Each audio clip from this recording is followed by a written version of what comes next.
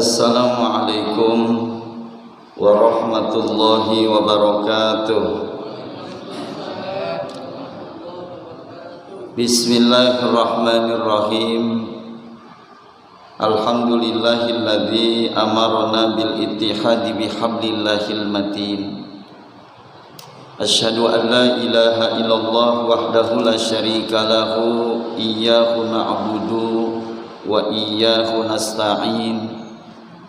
Wa asyhadu anna sayyidana wa nabiyyana Muhammadan abduhu wa rasuluhu atwa'ul khalqi li rabbil alamin. Allahumma salli wa sallim wa barik ala sayyidina wa syafi'ina wa maulana Muhammadin wa ala alihi wa ashabihi al-mujahidin at-tahirin, amma ba'du. Qalu subhanaka la ilma lana illa ma 'allamtana innaka antal alimul hakim. Qala rabbi israh li sadri wa yassir li amri wahlul 'uqdatam min lisani yafqahu qawli. Shadaqallahul azim.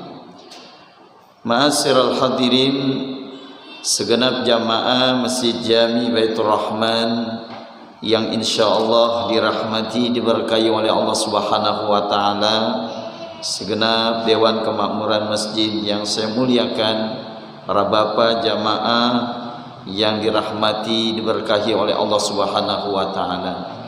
Kembali di malam Senin ba'da maghrib, setelah kita ikuti sholat maghrib berjamaah dipimpin seorang imam, dan kita berharap mudah-mudahan rangkaian ibadah, zikir, tahlil, tasbih, munajat, doa salat maghrib yang kita laksanakan berharap benar diterima, mendapat ridha dari Allah Subhanahu wa taala. Selawat seiring salam kita sanjungkan keharibaan Nabi kita Muhammad sallallahu alaihi wa alihi wasallam. Kita berharap kelak moga-moga kita semua yang hadir mendapatkan syafaatul uzma fi yaumil qiyamah. Amin ya rabbal alamin. Masih kajian tentang rangkaian zikir kepada Allah Subhanahu wa taala di halaman 13, faslun fi ahwali ta'arrudu lizzakiri yustahabbu lahu. Halaman 13, pasal yang paling bawah. Wa qala al-mu'allifu rahimahullahu ta'ala wa nafa'na bihi wa bi ulumi fid darain amin. Faslun, ini satu pasal fi ahwali ta'arrudu lidzakiri yustahabbu lahu qat'u zikri. Pasal menjelaskan tentang bila ada hambatan lidzakiri bagi orang yang berzikir, yustahabbu lahu qat'u zikri, boleh memberhentikan zikirnya. Jadi kalau ada hambatan-hambatan ketika dia lagi tentang zikrullah, sedang berzikir kepada Allah, yustahabbu lahu qat'u zikri, boleh memberhentikan zikirnya. Bisa babiha, dengan sebab hambatan yang ada, summa ya'udu ilai, kemudian ulangi lagi zikirnya. Boleh melanjutkan lagi zikirnya ba'da zawaliha, ketika selesai hambatan yang dihadapi. Orang yang sedang zikir ketika menghadapi satu hambatan, maka boleh dia memberhentikan zikirnya setelah hambatan dihadapi selesai, boleh lanjut lagi zikirnya. Yang dimaksud dengan hambatan ini apa? Minha, di antara hambatan orang yang berzikir apa? Idza sullima alaihi raddas salam, apabila dia lagi zikir ada orang mengucapkan salam. Kalau dia lagi berzikir ada orang mengucapkan salam, boleh kita berhenti zikirnya. Kenapa? Kewajiban raddus salam, menjawab salam. Jadi kalau bapak lagi zikir ada orang mengucapkan salam, assalamualaikum, bapak lagi zikir, bagaimana tuh pak? Iya, berhenti dulu zikirnya, jawab tuh salam. Summa ada ila zikri, lalu lanjutin lagi, boleh itu. Jadi yang namanya zikir itu terputus dengan hambatan-hambatan. Yang dimaksud hambatan di sini adalah hambatan juga yang mengandung nilai unsur ibadah. Orang lagi zikir, ada orang yang mengucapkan salam, sementara menjawab salam hukumnya wajib. Berhenti Pak, kita jawab dulu salamnya, karena salam itu merupakan doa. Semoga Allah memberikan keselamatan, kesejahteraan, keberkahan buat kalian. Siapa yang gak mau sejahtera, siapa yang gak mau selamat, siapa yang gak mau keberkahan, semuanya pasti ingin itu tuh. Makanya di sini dibolehkan secara tuntunan kalimat zikir. Ketika dia di dalam keadaan zikir, ada orang mengucapkan salam, boleh berhenti zikirnya. Tapi setelah itu boleh dilanjutkan lagi. Wa kadza, begitu pula idza atosa indahu, ada orang yang bersin atisun, yang membutuhkan doa. Sammatahu, lalu didoakan dia. Jadi kalau ada orang yang bersin, kebetulan bersin dekat kita, kita lagi zikir Pak. Acim, nah acim ya Pak. Acim apa acim? Nama orang. Orang bersin apa sih Pak Julatif? Yang asin apa acim? Ya, dia bersin kemudian dia bilang alhamdulillah. Ya, ini berarti nih orang yang bersin ini butuh mendapatkan doa. Kebetulan dia bersin dekat kita, kita lagi zikir tuh. Sekalipun kita lagi zikir, berhenti dulu, doain tuh dia, rahmankallah, mudah-mudahan kau mendapatkan rahmat. Kalau dia bersinnya itu membaca kalimat alhamdulillah. Kalau dia kagak baca alhamdulillah, biar kata bersinnya 3 kali Pak, enggak usah didoain.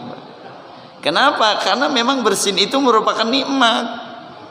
Ketika orang lagi bersin, dia lagi mendapatkan nikmat dari Allah, keleluasaan, kelegaan, yang namanya hidung untuk bernapas. Kita kalau yang namanya bersin kan kondisi lagi mau flu tuh Pak ya. Iya, akhirnya sumbatan-sumbatan yang ada di hidung itu semuanya keluar. Makanya ketika mendapatkan bersin itu merupakan nikmat, sampai-sampai di dalam tinjauan hukum orang yang berzikir boleh berhenti zikirnya, doain tuh orang yang bersin. Kalau dia membaca alhamdulillah, kalau dia nggak baca, udah diamin aja. Bersin nikmat nggak Pak? Nikmat. Bersin nikmat Pak. Ngulet aja nikmat, ngulet atau ngulet? Ya, gitu. Lebih lanjut jamaah sekalian, wa kadza idza sami'al khatib, begitu pula hambatan ketika lagi mendengarkan khatib.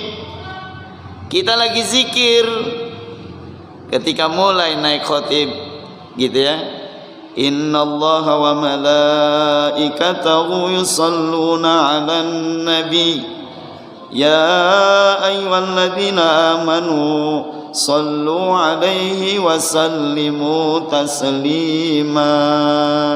Kita lagi zikir, mau konsentrasi mendengarkan khatib, boleh Pak kita berhenti zikirnya dalam konteks mencari apa-apa yang disampaikan oleh khatib. Itu lebih berharga gitu ya.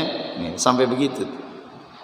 Lebih lanjut, wa kadza idza sami'al muadzinu ajabahu fil kalimatil adzan wal iqamah. Begitu pula berhenti zikir apabila orang yang berzikir itu mendengarkan azan. Yang harus ajabahu fi kalimatil adzan, dia harus menjawab kalimat-kalimat adzan wal iqamah dan iqamah. Padahal dia lagi zikir. Ketika dia dengar kumandang azan, yang memang harus anjurannya menjawab kalimat-kalimat yang ada di azan, menjawab kalimat-kalimat yang ada di iqamah, berarti ini dibolehkan dia berhenti sejenak untuk menjawab azan. Ya, jangan didiamin aja tuh azan, disuruh jawab, karena panggilan azan itu termasuk salah satu panggilan Allah Subhanahu wa Ta'ala. Ada panggilan sholat, ada panggilan Jumat, ada panggilan haji, ada panggilan kematian. Benar Pak? Iya. Panggilan sholat kita dipanggil. Oh, ketika dipanggil jawab tuh melalui muadzin. Jangan sampai kita sia-siakan panggilan itu dalam konteks sami'na wa ata'na kita kepada Allah Subhanahu wa taala. Nah, kalau sudah kita jawab panggilan adzan dan iqamah dengan kalimat-kalimat yang diutarakan muadzin, summa ada ila zikri. Kalau mau ngulangin lagi ya boleh, ngulang lagi dah. Wa kadza idza ra'a munkaron idza lahu, apabila melihat kemunkaran, sekalipun dalam kondisi dia dalam keadaan zikir, kalau dalam suatu ketika dia lihat bentuk kemunkaran yang harus izalahu, dia harus hilangkan kemungkaran itu, berarti berhenti dulu zikirnya. Jangan mentang-mentang lagi zikir masa bodoh dengan bentuk kemunkaran. Berarti berhenti zikirnya dulu, beresin dulu tuh urusan kemunkaran. Man ra'a minkum munkaran falyughayyir biyadi, fa illam yastati fa bilisani, fa illam yastati fa biqalbi, dzalika adaful iman. Siapa yang melihat bentuk kemunkaran, rubah kemunkarannya itu dengan kekuasaannya, dengan jabatannya, dengan kemampuannya. Kalau dia nggak bisa, dengan nasihat. Kalau nggak bisa nasihat, paling enggak tolak dengan hati. Oh, dia lagi zikir, di depan matanya ada bentuk kemunkaran, apakah kita diem? Enggak. Berhenti dulu zikirnya, selesaikan dulu urusan kemunkarannya. Itu sampai begitu Pak tuntunan nilai agama. Au ma'rufan arsada ilaihi, atau melihat bentuk perbuatan-perbuatan ma'ruf, perbuatan-perbuatan baik. Sekalipun kita lagi zikir, kita ngelihat ada perbuatan-perbuatan baik, ursida ilaihi, yang membutuhkan bimbingan. Ada kita lihat orang melakukan kebaikan tapi masih butuh bimbingan. Kita lagi zikir, kita hentikan dulu zikirnya, berikan bimbingan. Itu pun dibolehkan. Au mustarsyidan ajaba summa ada ila zikri, atau memberikan petunjuk bagi orang yang minta petunjuk. Kalau kita lagi zikir, ada orang minta petunjuk, paling enggak ada yang nanya Pak. Lagi zikir di Masjid Baitur Rahman, ada orang nanya Pak, numpang nanya Pak, Bapak tahu nggak rumah Haji Abdul Latif? Nanyanya begitu. Bapak diam aja apa jawab? Hah? Bapak lagi zikir, ada yang minta petunjuk, jawab nggak tuh? Jawab Pak. Ya, boleh tuh begitu. Summa ada ila zikri, kemudian boleh balik lagi, ulangi lagi zikir. Lebih lanjut, kadza idza ghalaba'un nu'asi au nahwi, begitu pula kalau sudah datang rasa ngantuk Pak. Lagi zikir nguap. Nah, nguap dulu Pak. Oh, nguap mulu. Jangan sampai bunyi kalimatnya jadi rada-rada kurang sedep. Orang kalau zikir kan kalau lagi ngantuk rada-rada kurang sedap ya Pak. Lagi ngantuk Allah gitu Pak, dibarengi dengan nguap. Nah, makanya ketika dalam keadaan menguap, ngantuk, itu boleh berhenti. Nanti setelah hilang ngantuknya bagaimana? Boleh dilanjut lagi. Karena memang kita orang biasa banyak ngantuknya Pak. Lam yahtalim qatun toha mutlaqon abada wa ma tasa'aba aslan fi madaz zamani. Ya. Jadi Rasulullah itu enggak pernah ngimpi jima, dan Nabi Muhammad itu enggak pernah nguap sepanjang masa. Rasulullah enggak pernah ngimpi jima, berarti enggak pernah mandi junub Pak. Yang mandi junub siapa? Hei, ini pernah mandi junub enggak? Yang mandi junub kita Pak. Wa ma tasya'aba aslan fi madaz zamani, baginda Rasul enggak pernah nguap sepanjang masa. Wa qalbuhu lam yanam wal ainu qad na'asat, sekalipun matanya tidur tapi hatinya enggak tidur. Rasulullah itu kalau tidur emang matanya merem tapi hatinya melek. Kalau kita tidur matanya merem hatinya ngorok. Ya Pak? Benar ya Pak? Wa qalbuhu lam yanam wal ainu qad na'asat. Rasulullah itu kalau tidur matanya merem hatinya melek. Tuh Pak, subhanallah. Rasulullah tidur aja hatinya masih berzikir kepada Allah. Susah nyari yang begini ya Pak? Susah. Kita boro-boro zikir Pak kalau lagi tidur. Lagi tidur dibagi duit aja kita kagak mau ya Pak. Saking apanya tuh Pak? Lagi tidur orang kasih duit, kita mau nggak Pak? Mau nggak Pak? Kagak mau kita. Orang dia kagak tahu orang kasih duit. Saking apanya tuh? Saking nyenyaknya tidur. Makanya di sini kondisi kaitannya dengan orang yang zikir. Ya.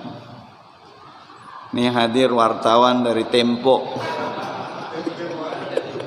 Ya Pak, ini wartawan dari Tempo nih Pak.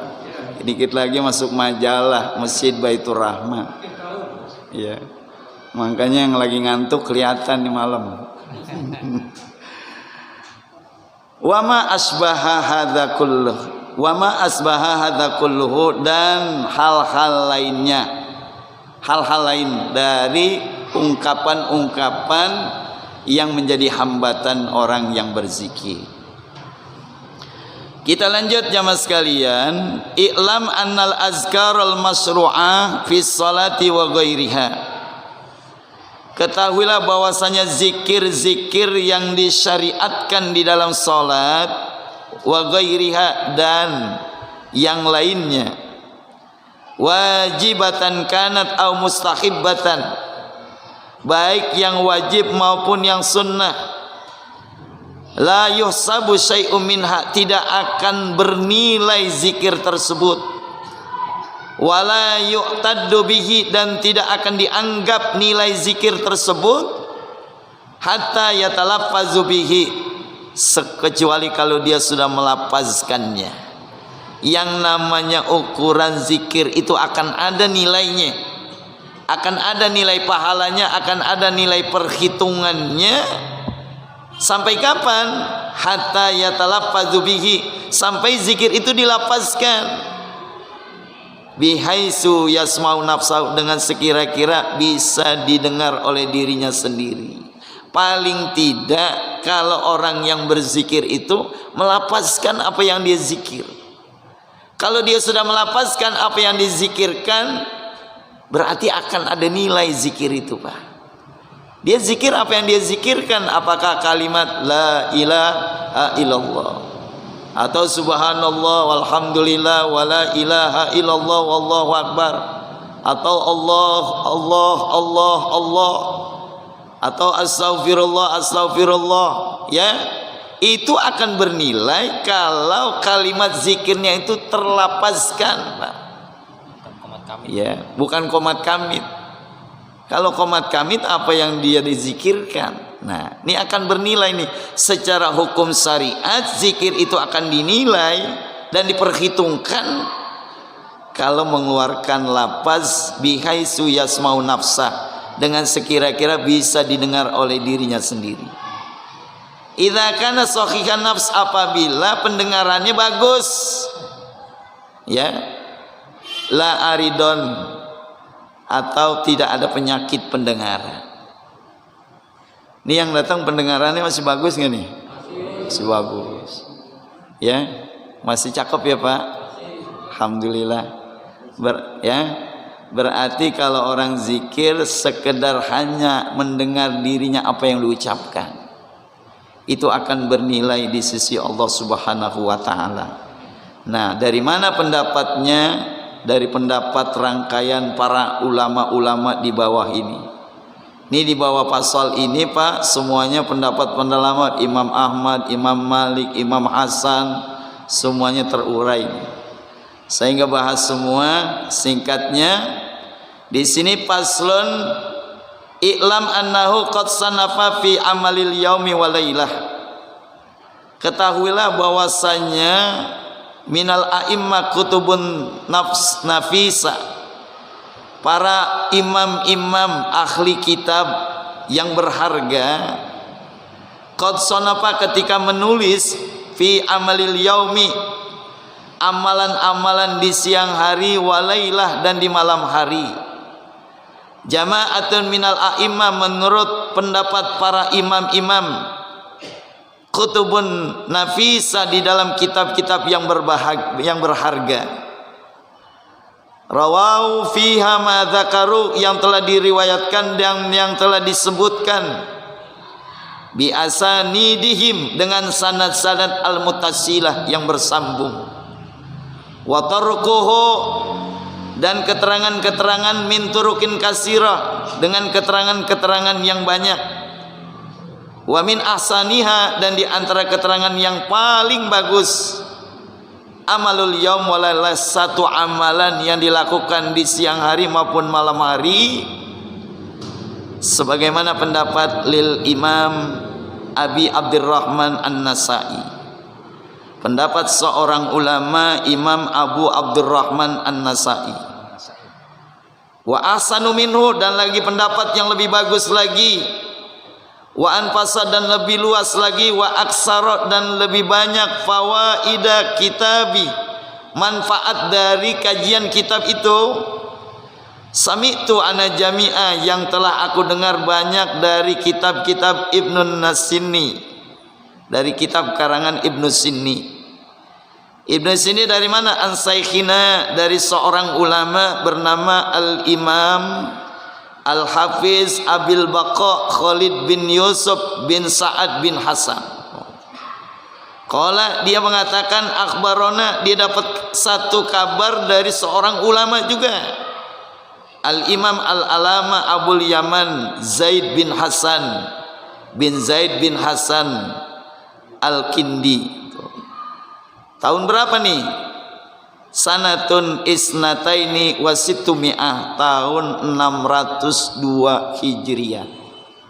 Sekarang tahun berapa? 1443. Ini ulama-ulama yang terdahulu mendapat tuh tahun sanatun isnataini wasittumi'ah, tahun 602 Hijriah. Ini ke bawahnya ini nama-nama ulama nih Pak. Jadi ulama-ulama yang Bapak tinggal baca tuh di kitab itu, pendapat-pendapat yang sudah kita kaji tuh, tentang apakah boleh orang yang lagi haid baca Quran, zikir, bagaimana konteks zikir, semuanya referensinya bukan hanya asal, tapi berdasarkan orang-orang ulama-ulama ahli, yang ahli dalam ilmu hadis Nabi kita Muhammad sallallahu alaihi wasallam. Udah, singkat kata para bapak, kita lanjut ke halaman 15, babun mukhtasarun fi akhrafi mimma jaa fi fadli zikri ghairu muqayyadin biwaqtin. Udah ketemu ya? Nah, itu pendapat itu tinggal baca aja nama-namanya. Jadi yang di atas tadi ya adalah pendapat-pendapat ulama yang keterangannya di sini nih. Iya, benar. Ya. Pendapat yang tadi itu Pak, yang terakhir kan pendapat tentang masalah hambatan orang yang berzikir ya. Yang membolehkan itu siapa nih? Ulama-ulamanya. Jadi kalau Bapak ditanya siapa yang membolehkan, Bapak baca aja tuh ulamanya ya. Ya. Ya Pak? Iya, tuh banyak. Ada 50 nama ulama-ulama besar tuh di situ kalau Bapak hitung tuh ya. Baik, kita lanjut, babun mukhtasarun fi akhrufin mimma jaa fi fadli zikri ghairu muqayyidin biwaqtin. Ini bab secara ringkas menjelaskan tentang keutamaan zikir yang tidak terkait dengan waktu. Jadi yang namanya orang berzikir itu tidak ditentukan waktunya, kapan saja. Kalau mau zikir itu enggak ada waktu-waktu makruhat. Kalau sholat ada waktu makruhati nggak Pak? Ada. Habis sholat asar ada nggak? Ada nggak habis sholat asar? Nggak ada. Itu namanya waktu makruhat. Habis sholat subuh ada. Nah kalau zikir Bapak habis sholat asar, Bapak mau zikir boleh nggak? Boleh. Habis sholat subuh mau zikir boleh nggak? Boleh. Tapi Bapak kalau habis sholat asar lagi boleh nggak? Tuh. Iya. Nah ini nih bedanya. Ya, sholat sunnah maksudnya ya. Habis sholat asar sholat sunnah Pak, ba'diyah asar atau ba'diyah subuh.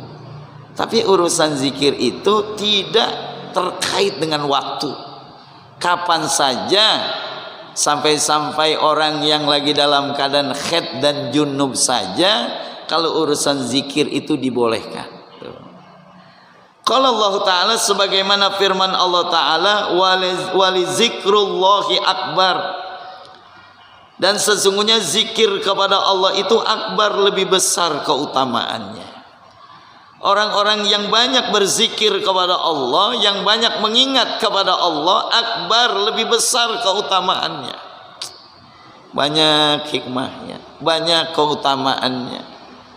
Kita lagi resah, kita lagi gelisah, kita lagi bingung, tidak lain obatnya adalah ala bizikrillahi tatmainnul qulub. Tenang Pak.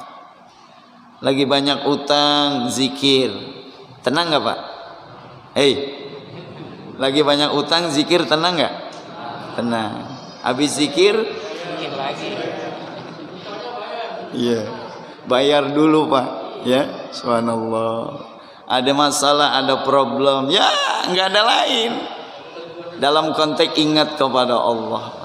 Ingatlah kepada Allah ketika engkau lagi hebat, ketika engkau lagi kaya, ketika engkau lagi berhasil.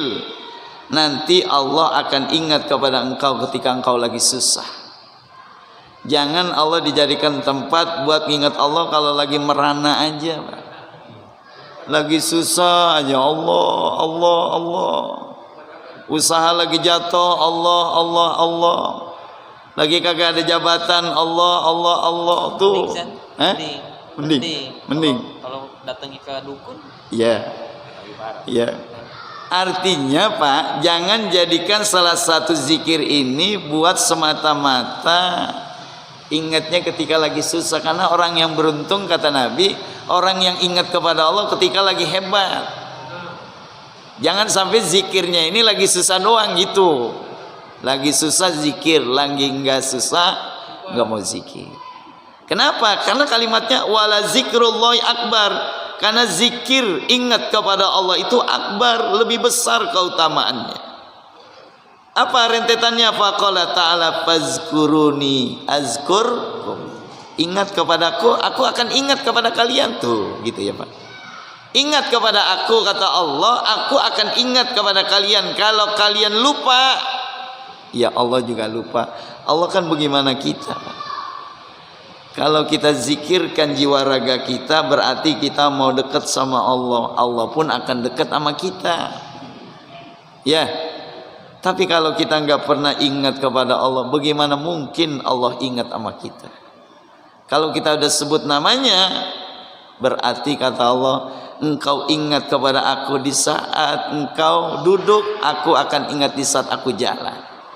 Kalau engkau ingat kepada aku di saat jalan, aku akan ingat di saat engkau berlari. Tuh Pak.